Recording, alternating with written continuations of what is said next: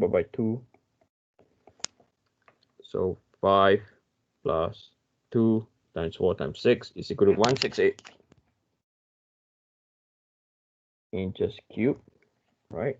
So you know that this is equal to 200 is equal to Vy is what we're going to find out.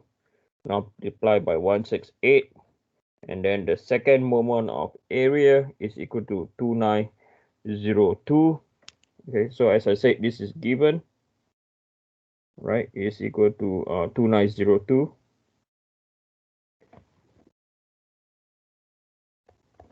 So Vy is equal to 200 multiplied by 2902 divided by 168. Okay, so 200, 2902, 168 is equal to 3454. Okay, 3454.8 pounds.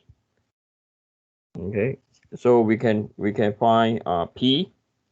So we know that Vy is equal to 0.5 P, right? So this is equal to 3454.8. So P, okay, is equal to 3454.8 times 2 is equal to 6909. Okay, so 6909.6 pounds, okay, of force. Okay, so now this is due to failure of the fastener.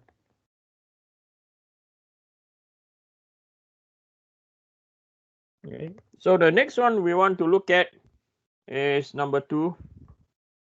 Okay, mode number 2. So mode number 2, failure mode number 2.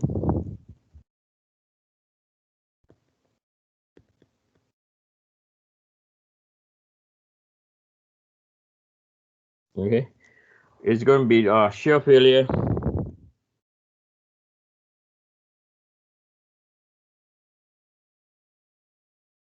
of the wooden structure. Okay, so for this case, it's pretty straightforward, right? So we are given that the shear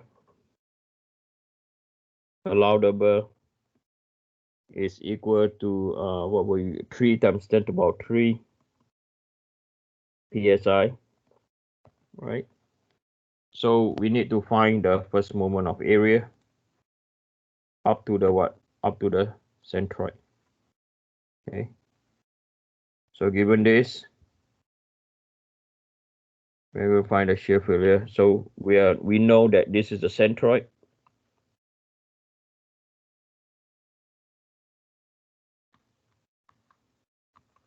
Right.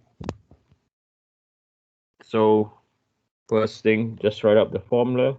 Shear is going to be Vy over IZZ QZ multiplied by thickness, right? So we know that Vy, right? Not we know, yeah, Vy is constant, right? IZ we know, QZ we don't know, right? So T, because it's distributed left and right, so it's twice multiplied by 0.5. So this is equal to 1 inch, right? So that is the thickness that we are going to work on. Okay, so Q,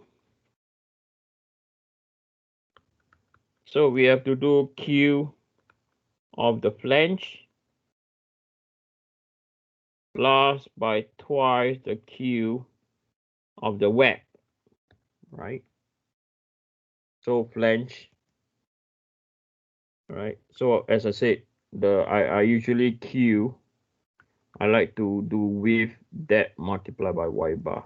Okay, so the width for the flange is 6, the depth is 4, the y bar is equal to 10 divided by 2 plus by 4 divided by 2, okay, plus by twice, the width is 0.5, the depth is 5 plus 2 plus 2, and then the y bar, let me move this equation across a bit,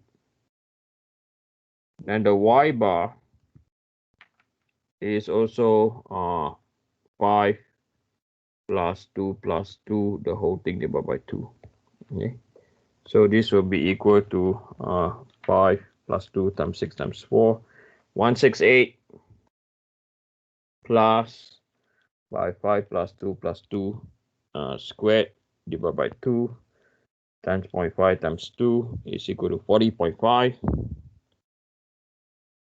So this is equal to 168 plus 40.5 is 208.5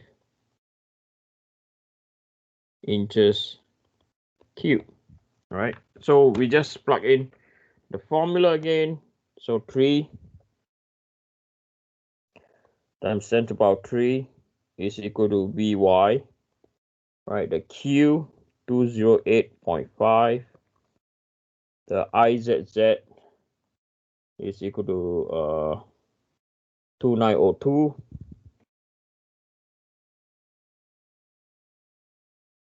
Right, and then the thickness over here, we know the thickness is equal to 1.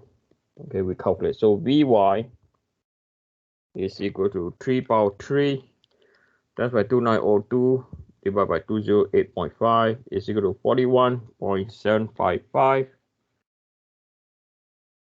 Let me see. Yep, 41.755 times 10 to the power 3 pounds.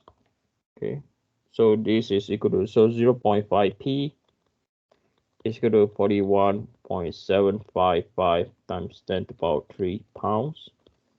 So P is equal to 83.511. Okay, 83.511 times 10 to the power 3 pounds. So to induce failure on the structure due to shear is 83.511 times 10 to the power 3 pounds. Whereas at the fastener is what? 6909.6 pounds, right? So remember what I told you, right? If you are under attack by someone 3 times your size, okay, don't go for his chest, okay? Go for the joints.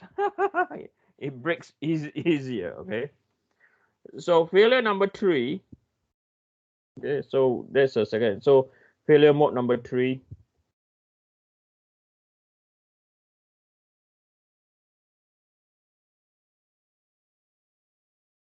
Right, number 3, right, is normal stress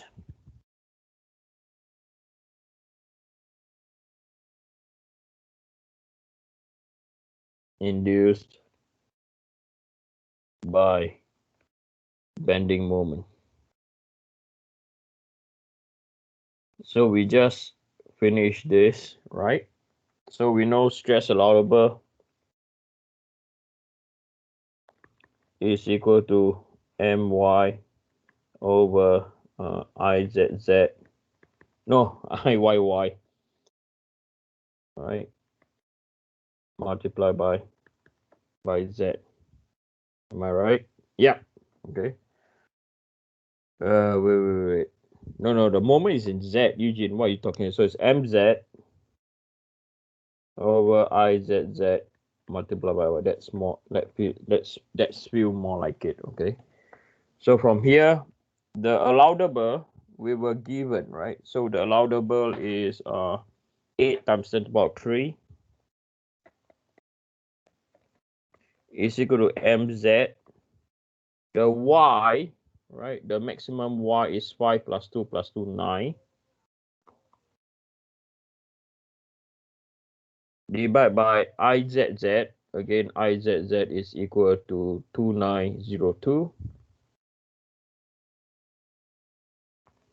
So mz is equal to 8 power 3 times by 29, or 2 divided by 9 is equal to 8 power 3 times by 29, or 2 divided by 9 is equal to 2.57, in fact 2.58 times 10 to the power 6 pound inch. Okay, so therefore we know our mz, right, is equal to 24p. Okay, so this is also equal to 24p. So p is equal to 2.58 times 10 to the power 6 divided by 24. Okay, so 2.58 power 6 divided by 24 is equal to 107.5 times 10 to the power 3.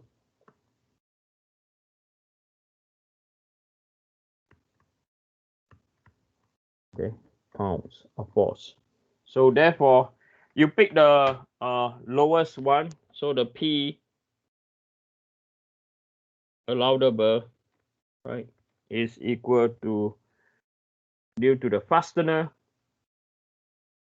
So if we look at the fastener, is equal to 6906, 6909.6 pounds. Okay, so 6909.6 pounds of force.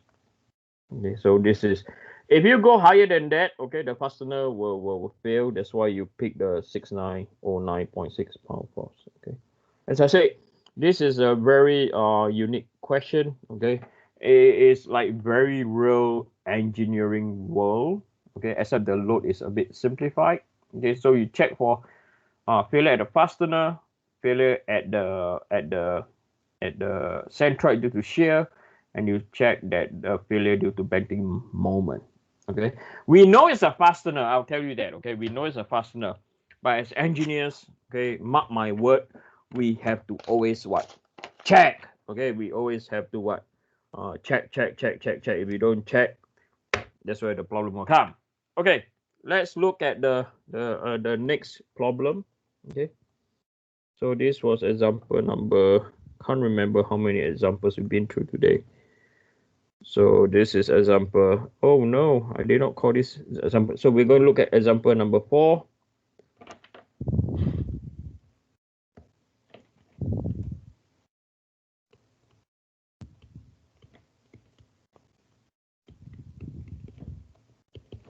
Okay, so I'm going to take the image for example number 4.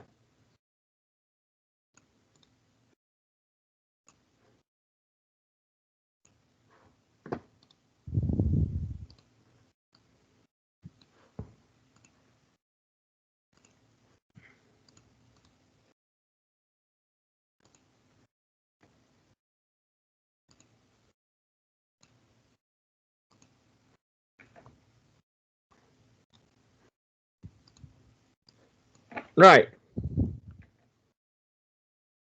So this is a very interesting problem also, right? Okay. So the box beam, remember I told this term looks for me, right? The box beam, so shows that an area is closed, right? It's constructed from 4 boards. They are fastened together using nails spaced along the beam for every 2 inches.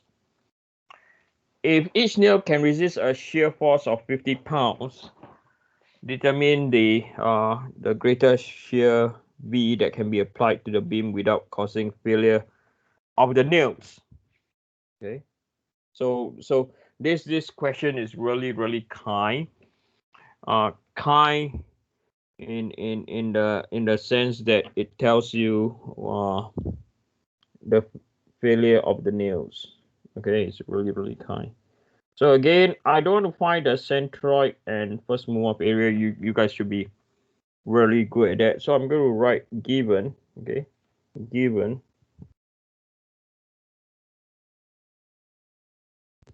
that y bar is equal to 3.1 inches Okay, so 3.1 inch from the top,